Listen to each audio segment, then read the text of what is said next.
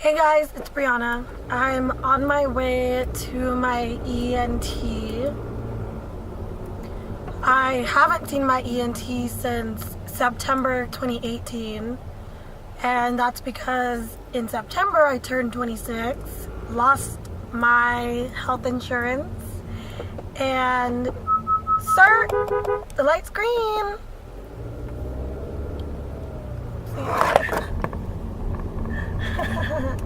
Clearly I'm in a hurry to get somewhere. Let's see. Anyways, I lost my health insurance when I turned 26, and at the same time I was unemployed. So I was in the process of applying for Medi-Cal, which is like Medicaid except in California. And then by the time my Medi-Cal did kick in and I was able to schedule an appointment with a primary care doctor to get referred to an ENT, I started working where I'm at now, so then I no longer qualified. So then I had to get on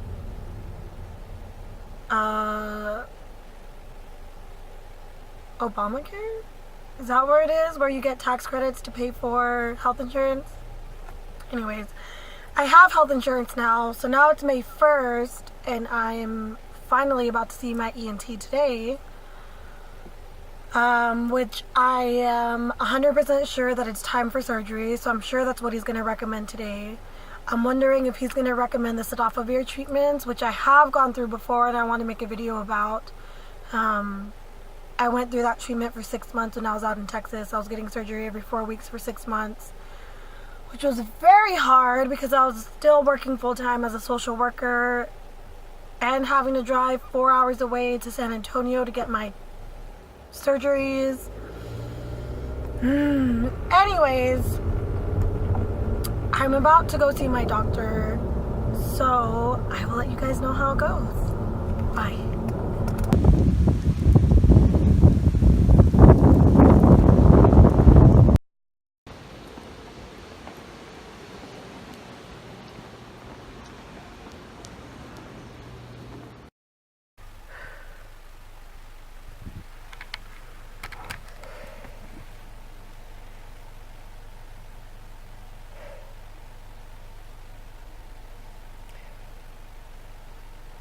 Well, I just got news I wasn't expecting.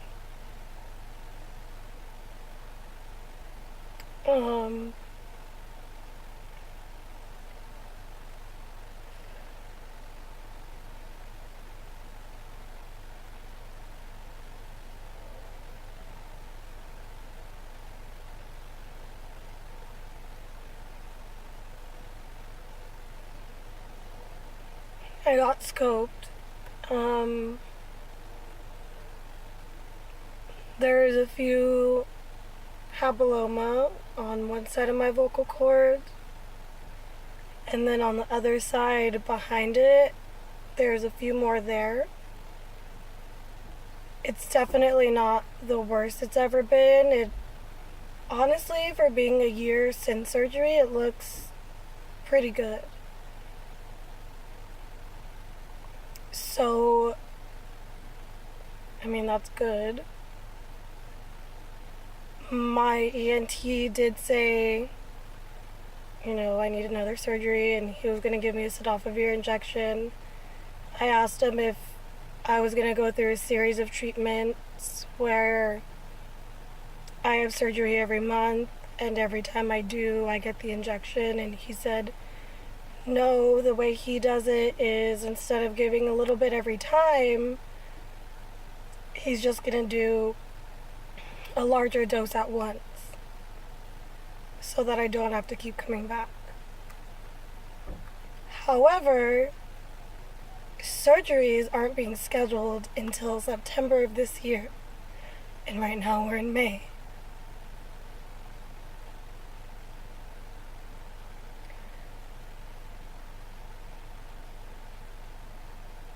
I can't imagine having to wait 4 months until another surgery, especially because it's already been a year since my last one. And with my job, I use my voice every day to speak. I'm a counselor. I talk to people, I listen to them, I give them feedback. Like, I have to use my voice for work. And I can only imagine how difficult and uncomfortable it's going to be to have to wait until sometime in September.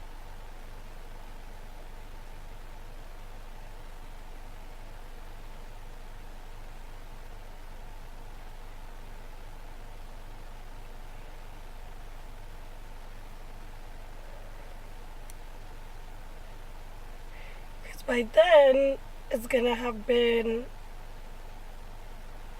a year and a half since my last surgery.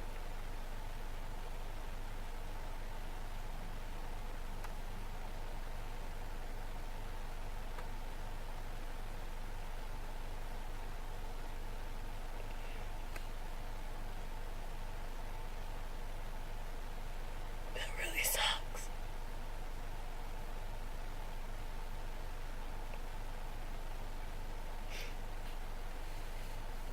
I just want to feel normal.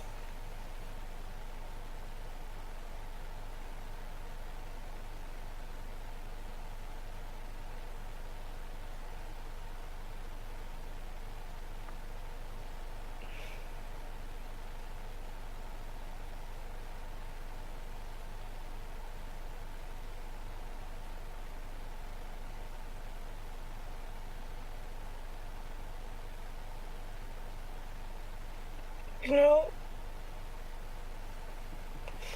And I know some of you guys watching know what it's like to be in this position.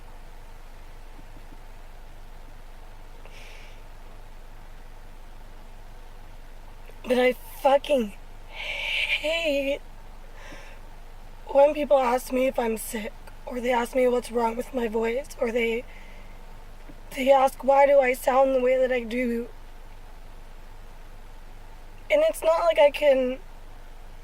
it's not that I don't allow myself to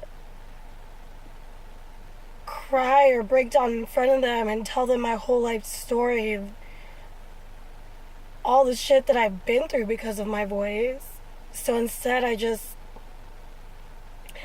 smile and pretend that everything's okay, and I say, no, I'm fine, this is how my voice is, I just have a voice disorder, and go on with my day as if I'm fucking happy and this shit is normal and I'm fine with everything. I'm not. I feel weird and different, and like I have to navigate the world a lot differently than somebody else who doesn't have this condition.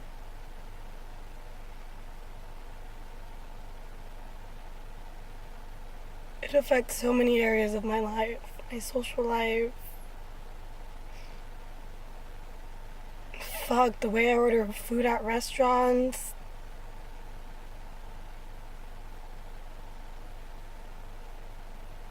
Always having to make sure I have health insurance.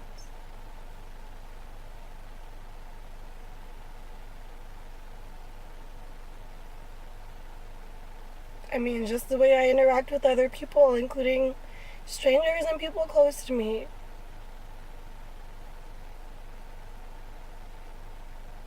Just every time I speak, it's a reminder that I'm not normal. And that there's something wrong with me. And I feel defective.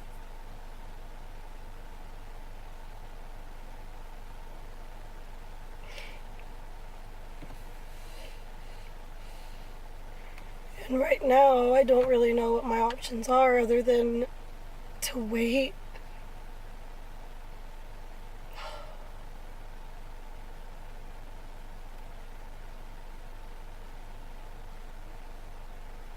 I fucking hate having this condition.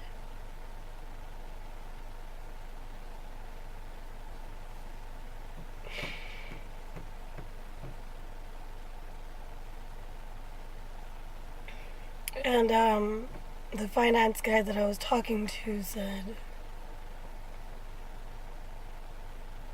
Or he asked if I was open to taking an earlier cancellation, and I said yes.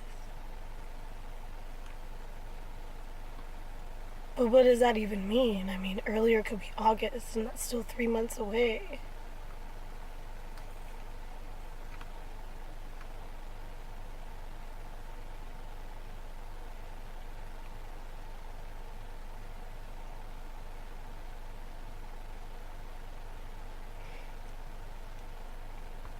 Earlier can just mean earlier in September.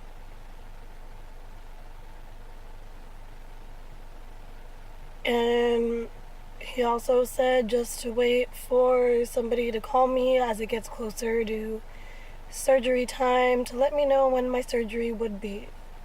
So it's not even like I'll have a date anytime soon. It's just like, chill for a few months and we'll call you. It feels like I'm slipping through the cracks or that nobody cares.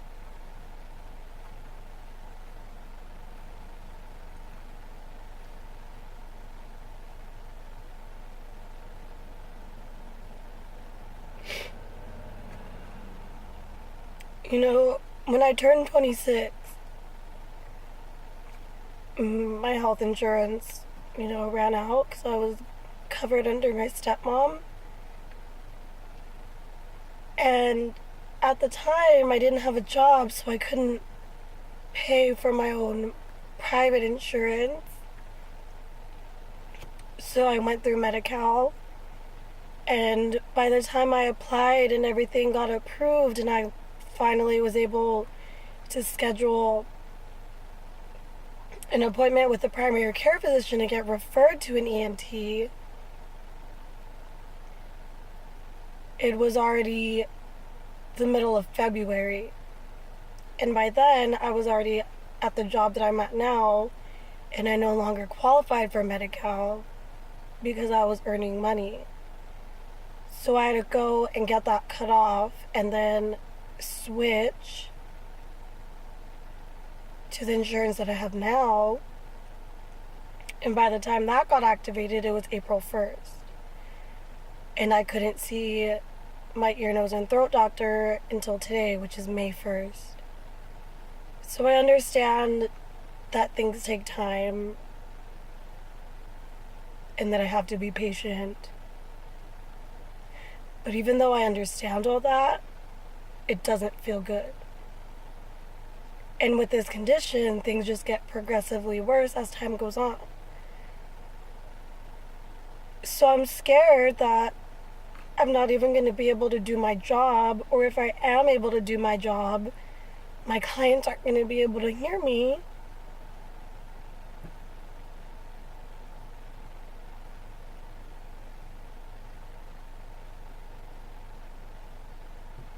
Dude, this fucking sucks.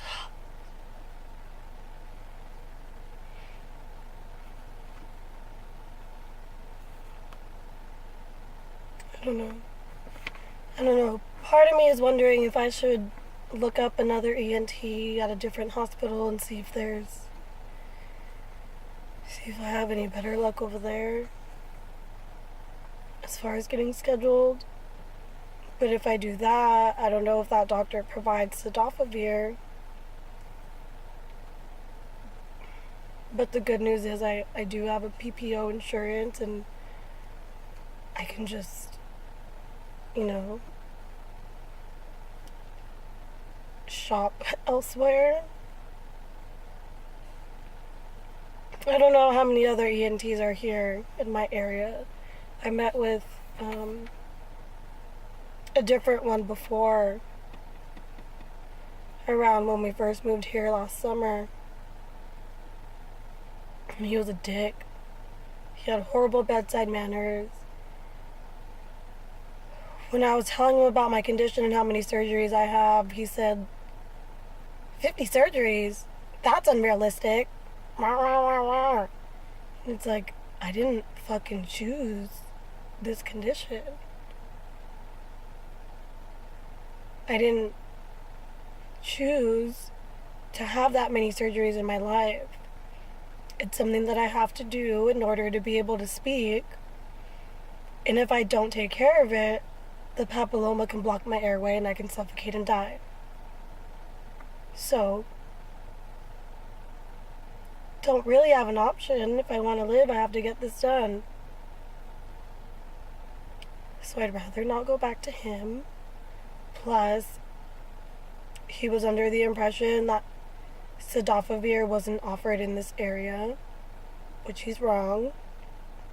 He also didn't have very much experience with people who have my condition. So, I think when I get home, I'll look to see if there are other doctors in my area that I can possibly consult with.